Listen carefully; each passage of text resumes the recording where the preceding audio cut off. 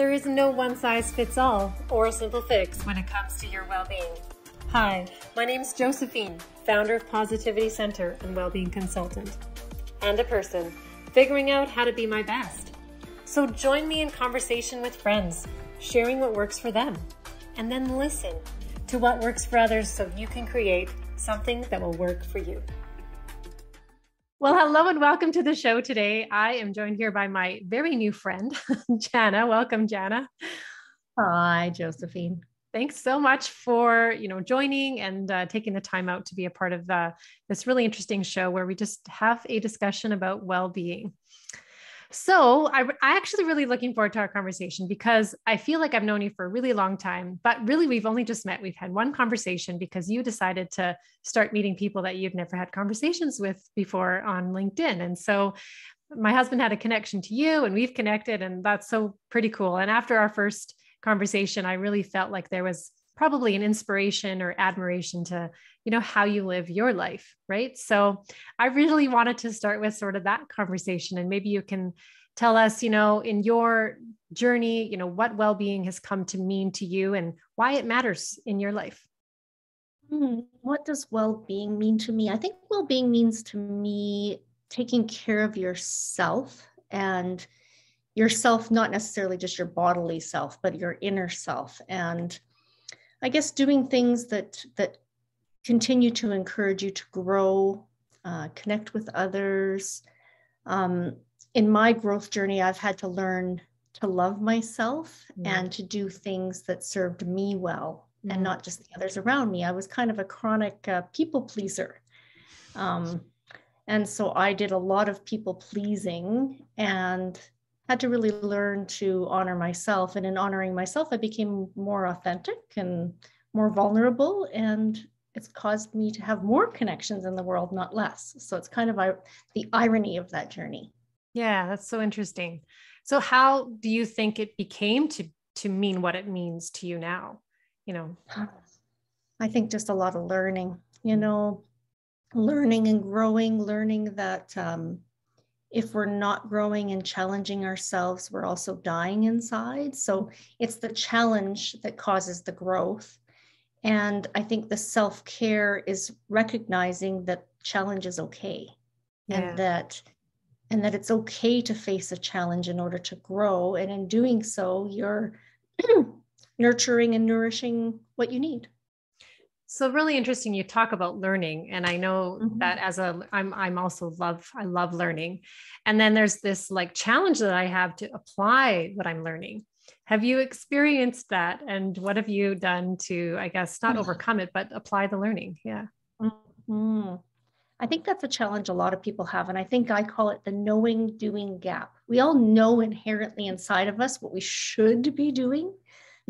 And we struggle sometimes to do what we know. So I think making a committed decision is probably the number one step into applying what you want in your life. So I think deciding what you want and then going for that goal kind of helps you achieve those steps that get to that level. So I think that's probably what I would say is you have to decide what it is that you want and then go for it with small actionable steps.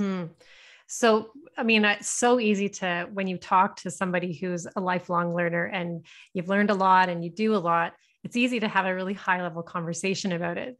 And then I always think what it's like to be a listener. And every time I listen to conversations, I want to know, so what do you do?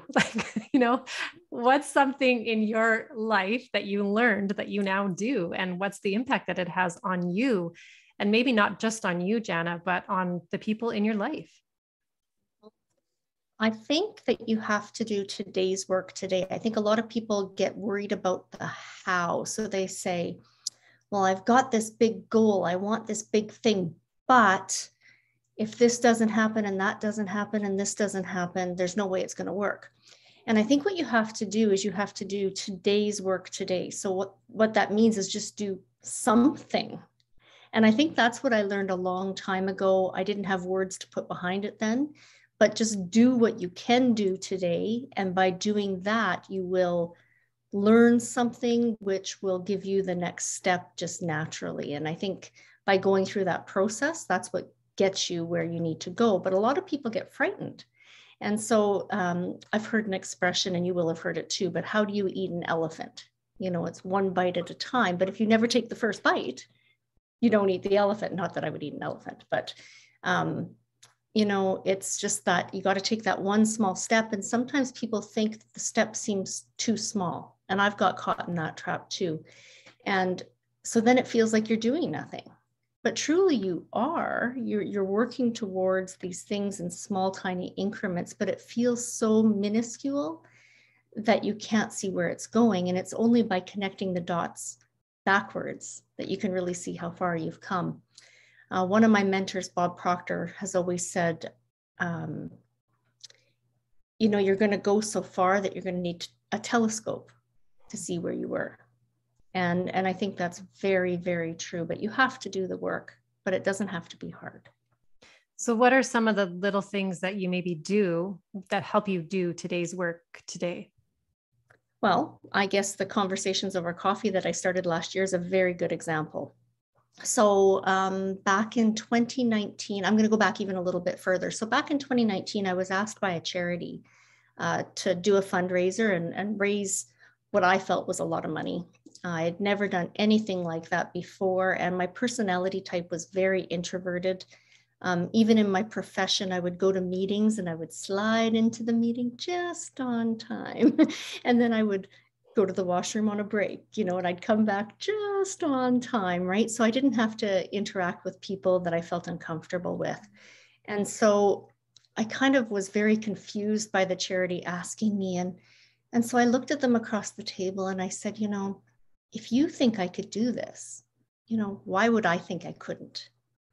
And so I accepted the challenge to raise the money. And as I walked out the door, I thought, well, if they think I can raise this much money, I could probably raise this much money, you know, just knowing how the world works and how I would work. So what I did, and I use this all of the time now, and I highly recommend this. What I did is I thought, well, the person that could raise that money, what skills would they have? What attributes would they have? What would that person look like? And I almost created like an avatar, or almost like a pretend mentor, so to speak, right? And so I listed all of their qualities, and then I picked only one skill to work on, because it would have been just so intimidating to try to become that person. Mm-hmm. So after I created that list, I chose the one skill, and it was to be able to walk into any room and talk to any person. And I thought, if I could do that, then I could raise that money. So that is what I got to work in doing. And so so I did that in 2019, and they had asked me to raise 50,000. I did raise 100,000, just over, I think $100,500 or somewhere in that ballpark. Okay. So I almost hit the goal exactly. And so but I didn't want to stop there, because I had come so far from the person that I had become at that point, that during 2020, when the world was shut down and people weren't going out of their house and people were lonely and almost becoming, you know, just like almost like raisins of the people they were, because they were just shriveling up inside from lack of connection. I recognized in my guests and customers in my business that everybody was lacking that. And so I felt that I would start these conversations over coffee. And that kind of elevated the whole stepping outside of my comfort zone yet again, because now I was going to contact strangers who I'd never met and say, hey, come have a coffee with me, which felt so awkward, you know, and I kind of relate it to kids on the playground. Kids on the playground, they meet each other and they're just like, hey, you want to play? And the kids run off and they play together, right? You have kids the same way, right? And so I thought this was kind of my playground, and I was just going to, coffee's my business, just ask people to do something that kind of came naturally to me anyway. So I invited people in, and kind of the rest is history. Now, from that first fearful message that I sent, now, the program has just grown so much, and it just lights me up every time I have a conversation. And you were one of them. So I thank you for making the time. Oh, it was so much fun to meet you. And how many conversations over coffee have you now had? I have posted somewhere in the neighborhood of 70 now. I try to get a photograph with each one, and I've missed about 15 photographs. And I have about 10 sitting and waiting to post. We're kind of behind on posting at the moment. So probably about 90, 95. Yeah, we're getting close to the 100 mark. Beautiful thing. And what are you noticing happening with the people that you've spoken with? You know, I mean, you noticed that they were like raisins shriveling up and needing the connection. And then you offered them a way to receive connection and to give connection at the same time. What have you noticed with some of the people? Maybe has there been something you've noticed or? That's interesting, actually. That's a very good question, Josephine, because you know what? I noticed you doing this, you know, and I don't know if this was in your comfort zone or wheelhouse when we spoke either, right? Probably not. No, probably not, but it totally falls within your profession and possibly even within your calling, right? So I hope that the program maybe has inspired some people to do things that make them uncomfortable as well. I think that we have that need for certainty that can hold us in that comfort zone a little bit too long, and a fear of criticism of what others are going to think. And so I really feel stepping outside of that comfort zone is critical. And I do see people, and even just the messages that they send back, because a lot of people don't live in my city, so I don't have a chance to connect with them again unless somebody reaches out again. And but I love watching their growth and what I do see on LinkedIn and through messaging. Yeah. Yeah. There's an inspiration, because I could say that that's how I feel my relationship with you is. It's just this reciprocating inspiration that goes from you to me, from me to you, and then also to other people because of that, right. I guess, core or that heartbeat of the inspiration. Right. Yeah. Mm-hmm. So one of the things you never know when you're going to go ahead. No, you go ahead. I was going to say that you never know when you're going to be that drop in the water that creates that ripple, right? And oh, it's so true. And I've always said, you know, sometimes we have to have hope or faith in the things that we can't see, because, you know, I asked you, how did you notice? And it would be an interesting, I'm sure you believe through your own belief system that you are making a difference in somebody's life. And sometimes you can see it and other times we can't see it. And so it's cool to just in your heart believe that it's happening.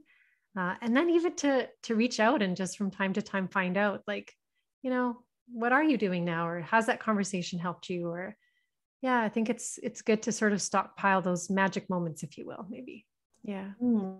I feel that the next step in this journey will be to have an event and kind of invite everybody I've had a conversation with to kind of gather and maybe meet each other. And I think that would be kind of the ultimate goal for me and for this Conversations Over Coffee would be to compile an event like that. And so that may come. The timing wasn't right, obviously, last year, but maybe 2022 is the magic year. Mm-hmm. Well, I'll be there for sure. Oh, yay. Yeah. Yes. I'll travel from one province to the next. No problem. Yeah. Perfect. So anyways, when you started telling us this story, and thank you for sharing this story, it's a really, what I'm noticing from my lens is that you were sharing that you decided that you were going to be a certain person, right? And then you actually aligned what you were going to do with who you wanted to be. And it wasn't necessarily somebody that you knew yourself to be in the past. You made a decision to decide that you could be this other type of person too. It didn't mean you didn't have to be who you were, but you got to add that. You got to decide. Yeah. What do you make of that? Well, all along, you know, I think I am statements are very critical because that's the identity that we have inside of ourselves. And for as long as I can remember, I have felt like I am an inspiration. But if you're too scared to use your words, how can you inspire somebody, right? So I had somebody come up to me one day and they said to me, just use your words, Janna. You know, because I think I was complaining about something about not being able to remember, and she said to me, just use your words. And I thought, oh, that is so brilliant, right? And that kind of, again, you don't know when you're going to help somebody, right? Just with something you say or do. And so she really did help me open up my thought around that, right? And so it didn't change my personality doing the work. It just changed a skill. It's just like learning how to do math. You know, it doesn't change who I am by learning how to do math. It just adds something to the repertoire. So am I still introverted? Oh yeah, I still, you know, have to stay home for a while if I go out to a lot of events or do a lot of work outside the home. But it just added another layer, right? Another piece of the puzzle of me that helps me to be an inspiration for others. Yeah. I love that, because I often say, you know, positive psychology is about who you are and what you can do to live your best life, if you will, or, you know, meet your potential. And oftentimes there are scary moments, or, you know, like stepping out of your comfort zone. And sometimes there's like that, you ever been in that arena where you don't really feel like doing what it is you need to do to be who you want to be? What are some of those? Do any like little specifics come to mind for you where you're like, this doesn't feel like I really want to do this, but I'm going to do it anyway? Oh, yes. I can remember a couple of times specifically. Well, so I started going to live Tony Robbins events in 2017. And so the first one, well, I was clueless. So I didn't know what a live Tony Robbins event would be like. So you go there and you just have no idea. So you just immerse yourself. And so it wasn't until my second event that I actually felt that apprehension and that anxiety about going to the event, because you know how sometimes to build yourself up stronger, you have to rip yourself apart, right? So you have to kind of find what some of those hidden meanings that you're holding inside are, or what your limiting beliefs or, pardon me, paradigms are. And so what I discovered in that first event was that I was going to get ripped apart, but yet I left feeling so good. And so going to the second event, that is exactly how I felt. That's a really good way to describe it. It's just that I didn't want to do it, but yet I knew how good it would be for me. So I just continued on. So from that, and knowing how the end result would be so positive, I just kept going to all of these events and kept doing the work. And this week, actually, on Thursday, I am going to be senior leader at my first Tony Robbins event. So I went through all the events. Then I went back and did my leadership on all the events. And then I went back and crewed all the events. So I volunteered. And now it's my opportunity to serve as senior leader. So I start that this week. So that's what doing the work does. Right? Right. Yeah, I know. That's just so beautiful. So is that going to be at the Unleash the Power Within? It is. Yeah. So very cool. That's so cool. I did the Breakthrough Challenge, and that was like, whew, wow. You know, and this show kind of came to be as a gap, you know, that gap piece of where you are, where do you want to go, and what's something you can do to bridge that gap. And I'm like, this build connection, build community, you know, put out a ripple for those who need it. And if the conversation touches them, great. Like that's what I hope. Right. So, I was going to say something, and then you got me like sucked into the Tony Robbins thing. Oh, I remember what it was. And so what you were describing was sort of this idea of it's not necessarily always going to feel good. And I love that you said that, because my company is called Positivity Center. And I often get this, well, you know, it's about being happy all the time and positive thinking. And I'm like, oh, hold on a second. No, it's not. That's called toxic positivity. And that's not what we're about. And so I love that you bring up that it didn't necessarily feel good to go through the journey, even though the end outcome was a positive one. And so, yeah, maybe you could share a little bit about sort of your thoughts on, you know, it's not necessarily about it feeling happy all the time, right. That there's sometimes other emotions that come up, and it's okay. Yes. I think, oh goodness, that is a whole another barrel of monkeys, I think. I know we could have another show just on that for sure. Yeah, we really could, you know, and I think all of us, depending on how we get exposed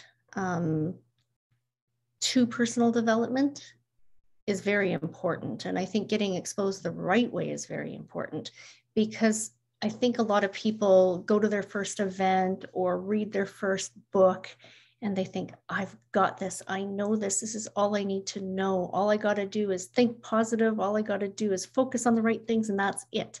And that's not really the way it works, right? So you still have to heal yourself from things that have happened in the past, We are all raised in different environments with different people around.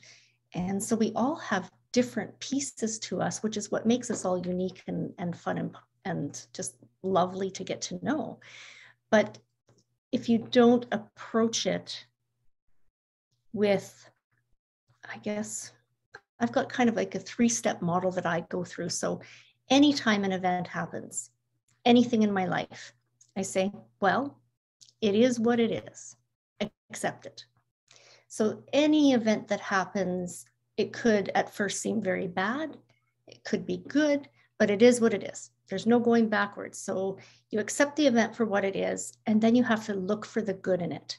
So you have to find what lessons you can learn. So you say, okay, this happened, and maybe you can grow by changing kind of what your meaning around the story is. So it's not a matter of only just being positive all the time. It's accepting the facts as the facts, not worse than they are and not better than they are, just as they are. And then you just have to forgive the rest, right? You just got to let go and move on. And I think that helps me a lot in my dealings with people, not holding on to anger.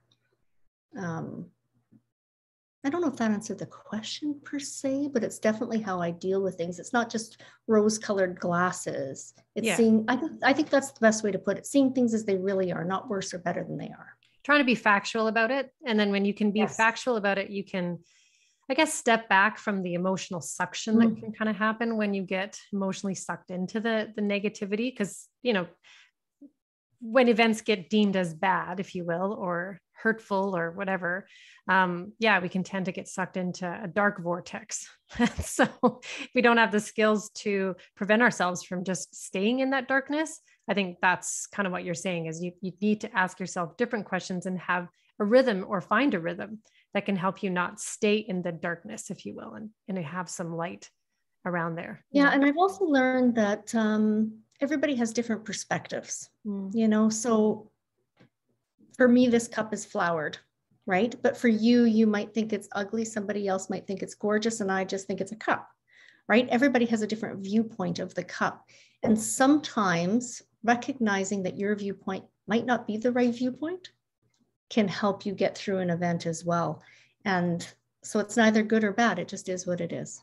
That's really cool because you could think of other viewpoints that may not necessarily be your own at that time, but just thinking through what are the other potential viewpoints and then maybe finding a way to identify with one of them could be, a tactic or a strategy in and of itself. Well, let me share this tool with you. So one of the things that I do, I call it my imaginary board of directors. Did I share this with you in our conversation? No, but I did have another friend of mine just recently share something similar. So cool. Well, it was a skill of Napoleon Hill's. So he, and if you've ever read any of his books, they're written in a very old-fashioned style. They were written in the earlier 1900s, so they're very male-dominated in their writing.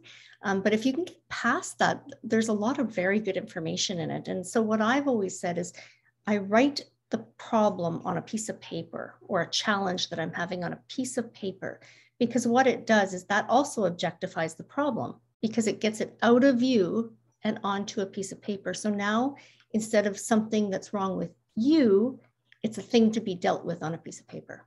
And that really makes a difference from objectivity as well. And then you can put that piece of paper on the middle of the table.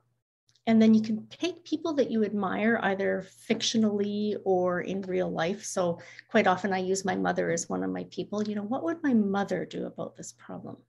What would my friend Josephine do about this problem? And I kind of imagine what their perspectives would be and what they would do in this situation. And it helps give you other resources. That's a famous quote of Tony's is it's never a lack of resources, only a lack of resourcefulness. So it can give you further resources that you could look at rather than just trying to rely on your own. It's powerful. So true. Yeah. Well, I just love this conversation. We could go on and on about it. I sense it back and forth.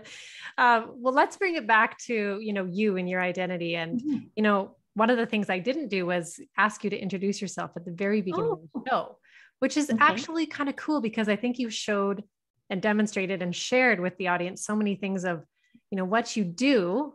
And let's have you just share who you are. Like, who is Janna based on all of these things that she's learned and the questions she asks herself, who are you? Like that identity piece. How would you introduce yourself? Let me tell you, that is how my personal development story started. So what I was finding is I grew up in a very poverty-stricken childhood. So that was probably one of the first paradigms I ever had to overcome, was this fear of lack, right? I was really scared that every time I gained something, I would lose it. So then I tended to hold on to it and not risk anything further. So as I grew, I was in my mid-20s, and my previous partner and I decided that we wanted to own a franchise. So we started looking at franchise businesses, and we interviewed with all kinds of Canadian franchise businesses, and we decided to go with Tim Hortons, so a franchise restaurant, which at the time, this was in 2001, so 21 years ago, we started looking. And at the time, it really was not everything that it is today. In Saskatoon, which is the city I'm from, the restaurant that we opened was the 4th restaurant here. And now there's got to be close to 40. I've actually lost count. There's that many. So I have 4 franchise locations of the Tim Hortons chain, and it has been really, really good for me. And I started my personal development journey because what I was recognizing that I was identifying as Janna Dutton, the Tim Hortons restaurant owner. And I had lost myself. So I wasn't just Janna, I was Janna Dutton, the franchise owner. So that is when I really started to go to work. And somebody asked me, like, why are you here? And this was probably close to 10 years ago. And I said, well, I want to learn how to introduce myself as just Janna. And I feel I'm really strong at that now. I don't need the Tim Hortons behind me to give me my sense of identity. It's not who I am. It happens to be the career I chose. And I say I'm the world's happiest franchise owner because I really do love my brand and all of the morals and values it was built on. But it's not me. If I didn't have Tim Hortons tomorrow, I would still have my value and my worth, which is something that I probably couldn't have said 10 years ago. So. Well, I have a classic saying. It's when you are what you do, when you don't, you aren't. And so thank you for sharing that. And I would say that this has really been a show about starting with the end in mind, and you just sharing, who you are at the end. That's, if we begin with sort of that in mind, then the what we do, we don't get so attached to the what we do or the hows along the journey. So thank you so much for being on the show, Janna. We might have to do a part 2. I think so. Thanks so much for sharing who you are with listeners. And I look forward to connecting with you again soon. Oh, thanks for having me. Thanks for listening to Wellbeing That Works. Before you go, take 1 minute to write down your takeaway from today's guest. And be sure to download our Wellbeing Evaluation Sheet to help you along your wellbeing journey. And if you've got something to share to inspire others, be sure to be a guest on our show. Until next time, with love and kindness.